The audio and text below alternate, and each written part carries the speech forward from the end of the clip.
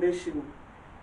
Voici le numéro au cœur de la femme chrétienne. Une fois encore, je vous dis bonjour. Aujourd'hui, il y a des causes, des choses qui crachent nos foyers. Le téléphone est un bijou technologique qui permet aux amoureux ou bien aux mariés au foyer d'être permanemment proches l'un de l'autre. Mais dès lors qu'il est considéré comme une boîte noire contenant des secrets convoités, il tend à mener certains couples au crash. C'est l'une des causes qui donne un crash à un foyer. Aujourd'hui, nous allons parler du thème la gestion du portable dans le foyer chrétien. J'ai un invité ici que je n'ai plus vu depuis très longtemps. Je vais vous le présenter. Il est toujours de la maison. Pasteur Poyoti Aristide, bonne arrivée. Merci, bonjour, bonjour cher fils. Bonjour, comment vous allez? Ça va, bonjour à tous nos fidèles téléspectateurs. Oui. Bonjour à tous nos internautes, bonjour à toute l'équipe. Je suis très ravi de vous revoir ce matin. Et je crois que c'est la grande forme ici. Oui, oui, oui, oui. Ah. Vous nous avez tellement manqué. Ah, vous m'avez aussi manqué. Ça fait un bail. Grand bail. Et comment l'église? Ça va, l'église. Les activités. Voilà, grâce à Dieu, Dieu est dedans et puis la famille. Non, ça va par la grâce de Dieu. Gloire à Dieu pour tous ces bienfaits dans nos vies. Aujourd'hui, nous allons parler de la gestion du portable dans le foyer chrétien. Parce qu'aujourd'hui, nous sommes confrontés tout le temps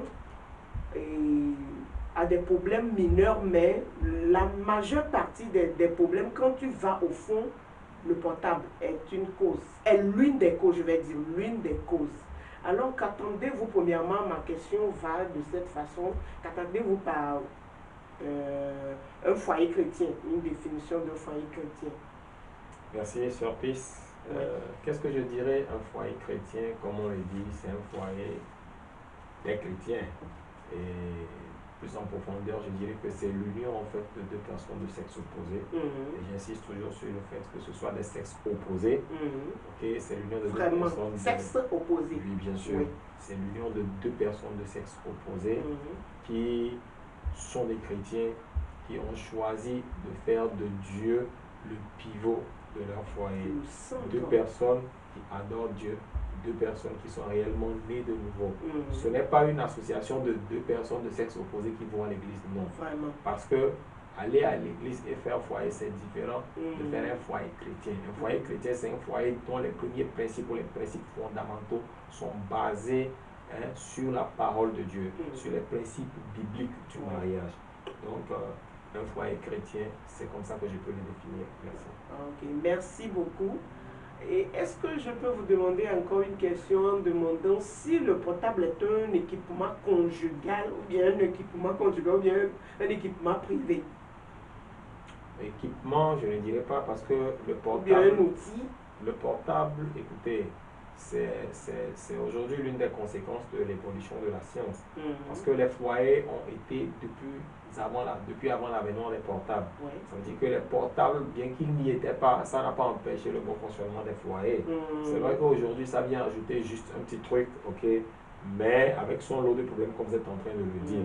Maintenant, une chose est de savoir comment le gérer. C'est comme tu achètes un outil, comme tu le dis, et il va falloir savoir s'en servir.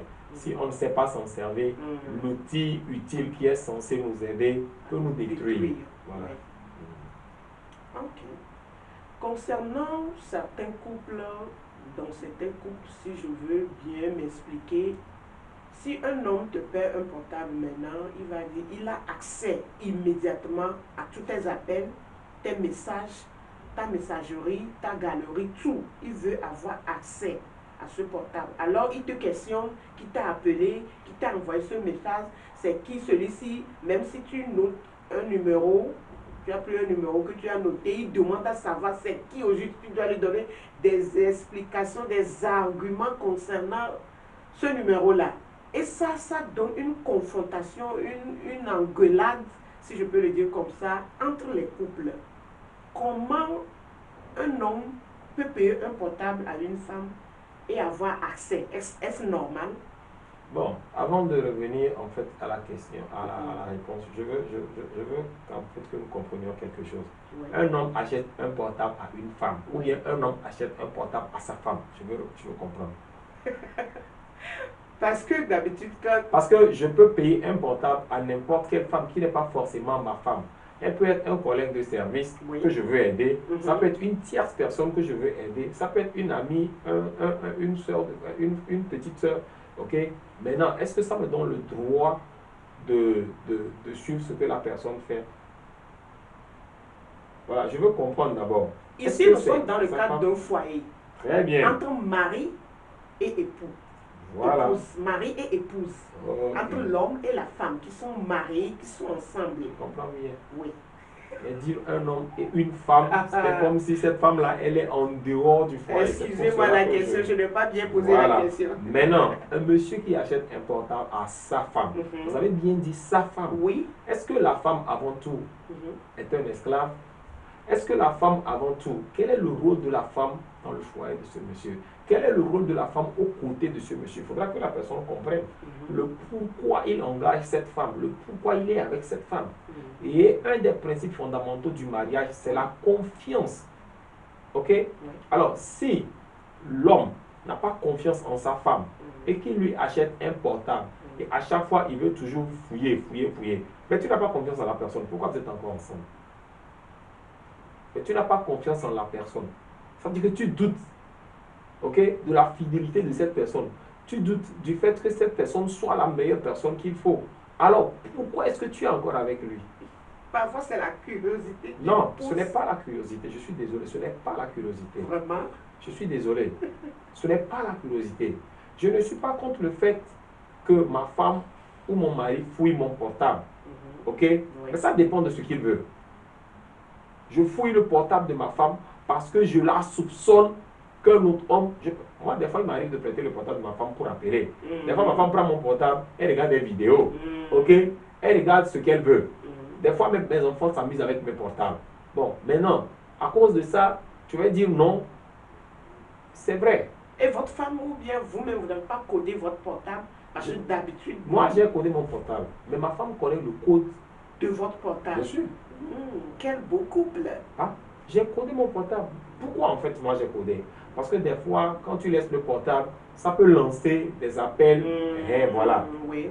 Donc, à chaque fois, je suis obligé, j'ai mis un code très simple. Même si tout à l'heure là, il suffit seulement de le décoder devant toi. Là. Donc, j'ai mis un code simple. Parce que moi, je n'aime pas les choses compliquées. Et ma femme connaît bien mon code. Et elle vous aussi, vous connaissez la sienne. Elle n'a même pas codé son téléphone. Elle a laissé ça comme ça. Et les enfants s'amusent, ils font du n'importe quoi avec. Mais vous comprenez? Mais derrière ça, qu'est-ce que nous voulons en fait en fouillant le téléphone de l'autre? Qu'est-ce que je recherche en fouillant le téléphone? Qu'est-ce qui est la motivation première quand je fouille le téléphone de l'autre? Des fois, il y a des gens qui fouillent les portables parce qu'ils veulent rentrer dans la vie intime de cette personne. Ils veulent savoir de quoi la personne est capable. Et ça veut dire que la personne, tu ne donnes pas en fait cette liberté à la personne. Vous voyez, quand quelqu'un se voit souvent, c'est comme si tu es en train d'enquêter sur la personne, c'est comme si tu es en train de suivre, d'espionner, voilà, c'est le mot que je cherchais, d'espionner la personne. Mais moi, je peux le décrire que c'est un acte d'amour. Non, je suis désolé. Je suis désolé. Sœur Pisse, je suis désolé. Si c'est un acte d'amour, au lieu de fouiller le portable du monsieur, il vaut mieux vérifier si le monsieur est heureux. C'est ça plutôt l'acte d'amour. Il vaut mieux vérifier si je réponds aux attentes que tu attends de moi. Est-ce que chérie, ce que tu attends de moi, est-ce que je suis à la hauteur? Voilà. C'est ça plutôt les actes d'amour. C'est ce qu'il faut chercher. Pas prendre le téléphone de la personne, fouiller. Tu fouilles, tu cherches quoi? Hein? Nous sommes confrontés à ça tous les jours dans les couples. Et je suis désolé, la plupart du temps, les femmes ont tendance à plus fouiller les portables de leur mari. Ah, ça, exact. Pourquoi? Parce que les hommes ont tendance à tromper, ils sont infidèles. C'est le pourquoi la femme est poussée. Donc c'est pour cela que tu viens de répondre à la question que tu as posée. Tu viens de répondre à la question que tu m'as posée. Pourquoi? Parce que les femmes vivent un climat d'insécurité dans les foyers. Oui. Et donc ce climat d'insécurité-là les amène à chaque fois à espionner l'homme. Mais au lieu de chercher, c'est ce que je viens de dire, au lieu de chercher à l'espionner, est-ce qu'il n'a pas une autre femme dehors? Est-ce qu'il n'a pas une copine dehors? Oui. Je dois faire des enquêtes. Tout ça là déjà, ça prouve l'état psychologique dans lequel tu es dans le foyer. Ça veut dire que en toi-même, tu n'es pas à l'aise dans ce foyer. Ça veut dire que tu n'es pas heureuse dans ce foyer. Maintenant, ce que tu cherches là, ça va encore empirer la situation. Parce qu'en fouillant, si tu tombes sur ce que tu as cherché et tu as trouvé là, peut-être c'est une crise cardiaque qui va commencer. Parce qu'un adage dit chez nous, celui qui va au cimetière va trouver toujours un revenant. Oui. C'est ça. Oui. Donc, si tu trouves, et même il peut arriver que tu... Moi, ma petite soeur, par exemple, des fois, elle m'appelle. Elle m'appelle, dit, ah, Besson, oui. Chérie. Oui. Et puis, ma femme va entendre, ou bien elle va, ou bien quelqu'un, bon, je ne sais pas, ma femme va entendre, ou bien elle m'a fait vocal, et ma femme va dire, c'est qui t'appelle chérie, ou bien un message anonyme de ma petite soeur qui prend peut-être le portable de quelqu'un pour m'écrire, et puis elle dit, oh, chérie, comment tu vas? Et ma femme va dire, c'est pourquoi je vous dis que la base d'abord, c'est la confiance. Si j'ai confiance en ma femme, je peux prendre le téléphone de ma femme, j'appelle, je lui remets. Ma femme peut dire, chérie, viens voir. Et je prends son téléphone, elle me montre certaines choses. Aujourd'hui, sur WhatsApp, sur TikTok, il y a beaucoup de choses qui passent. Et c'est facile de dire, je vais te montrer. Et la personne te donne son téléphone, tu regardes, tu lui remets. Il faut savoir créer, en fait, cette liberté. Il faut savoir donner à l'autre la place d'être à l'aise dans le foyer. Ce n'est pas parce que nous sommes des couples chrétiens que nous allons nous permettre de devenir... Écoutez, même Dieu ne fait pas le militaire derrière nous. Pourquoi nous, les chrétiens, nous sommes bizarres comme ça? Dieu ne fait pas le militaire derrière nous. Non. L'homme n'est jamais satisfait. Non, ma soeur, ce n'est pas une question de l'homme. Ou bien c'est l'égoïsme. Non, ce n'est pas une question de l'homme. Je dis, oui. Dieu même là, oui. Ce que vous les femmes vous faites, Dieu même, il ne fait pas ça. Et vous nous adressez la parole comme si c'est nous, les femmes seulement, qui font ça. Vous aussi, vous en faites. Il y a de ces hommes également. Il y a de ces hommes également qui le font. Oui. Mais je dis que quand nous prenons la proportion, la balance, elle est plus élevée au niveau des femmes que des hommes. Parce que, comme je le dis, ce climat d'insécurité, avant qu'un homme ne commence par fouiller le portable de sa femme, ça veut dire qu'il l'a soupçonné de quelque chose. Il a vu quelque chose flirter. Voilà. Alors là, le monsieur va dire, bon, est-ce que ça là, je veux voir clair. Et il peut commencer par faire ça. Mais je pense qu'aujourd'hui, le portable aussi a pris une place prépondérante dans les foyers. Les gens cachent beaucoup de choses dans les portables. La dernière fois, j'ai suivi une vidéo sur TikTok, je ne sais pas trop, je crois que c'est sur TikTok. Et j'ai vu un couple, un jeune homme et une jeune fille. Et les micro-trottoirs les ont rencontrés. Le speaker a demandé au monsieur s'il aime la fille. Le monsieur a dit qu'il aime la fille. Je ne sais pas si tu as suivi ça. Le monsieur a dit qu'il aime la fille. Ah bon? Donc ça veut dire que tu lui fais confiance, et bien sûr. Bon, on peut fouiller ton téléphone. Le monsieur dit, bon, le monsieur a dit, mais il a dit, bon, il n'y a pas de problème. On a demandé à la fille si on peut fouiller le téléphone du monsieur pour voir s'il n'y a pas un message. Elle a accepté, piant. Et on a pris, on a fouillé, on est rentré, on a mis des bébés, des trucs, on n'a rien vu dans le compliqué. Et on a remis le téléphone au monsieur. On a compris que le monsieur était clean. Maintenant, autour de la femme, on dit, bon, madame, vous aussi, on m'a fouillé. Elle dit non. Déjà ça là. Vous voyez? Déjà ça là.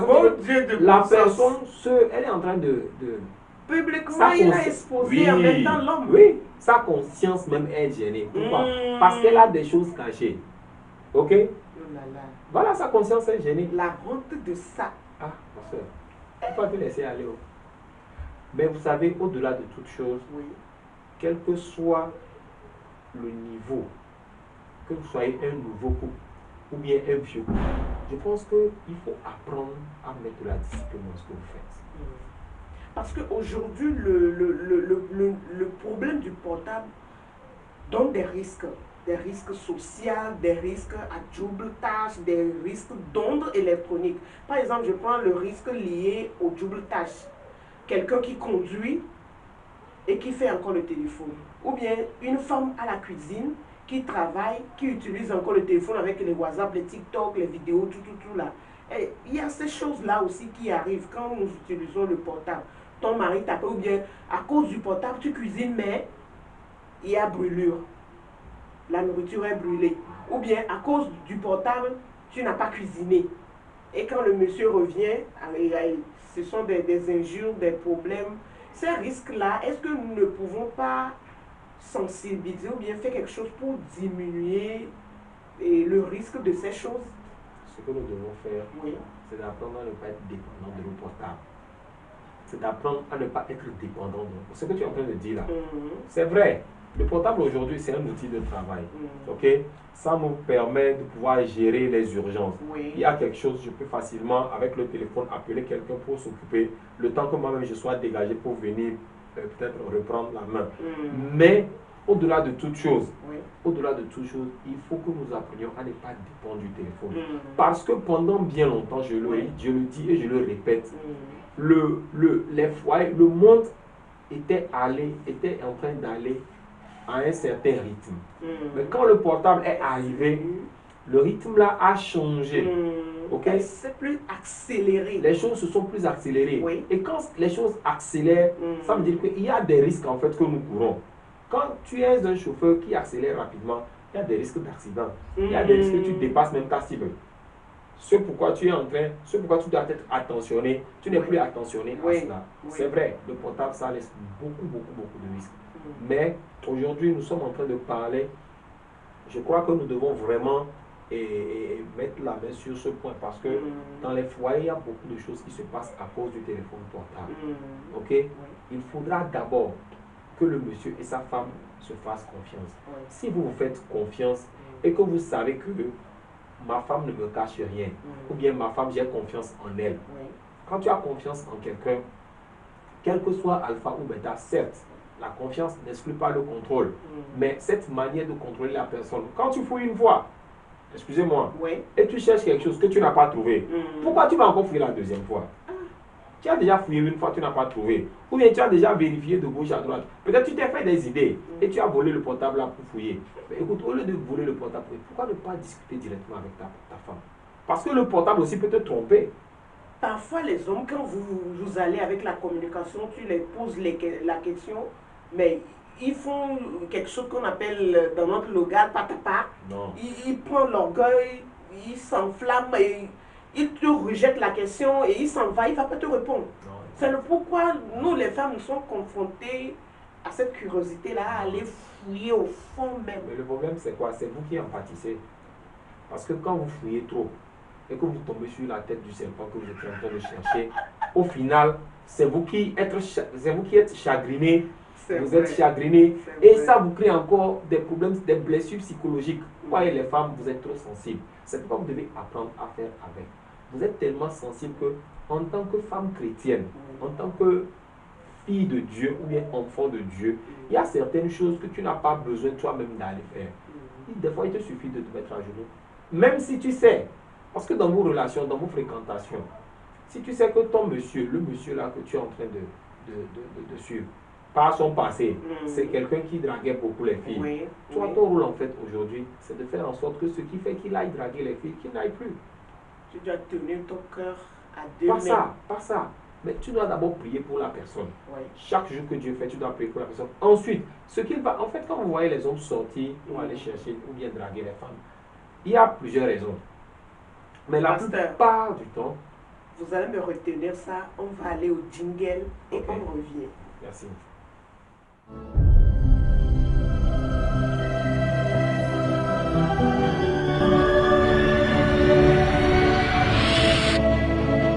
Christ Shewu TV. When Jesus follows you everywhere.